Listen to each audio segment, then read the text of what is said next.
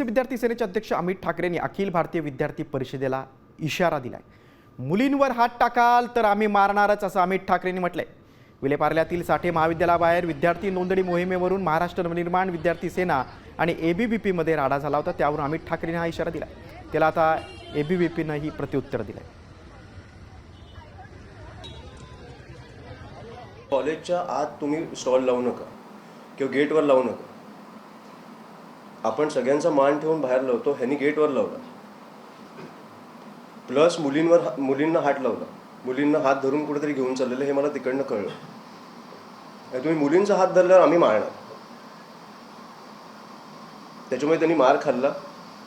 सारख्या गुंडागिरीमध्ये जर पालक आपल्या विद्यार्थ्यांना पाठवत असतील तर त्यांनी विचार करावा की काल पोलीस स्टेशनमध्ये त्यांच्या सरचिटणीसांचं मत आहे की आमच्यावरती केसेस घ्यायला काय फरक पडत नाही, आमचे विद्यार्थी पाहिजे तेवढे केसेस घेऊ असं त्यांचं मत आहे।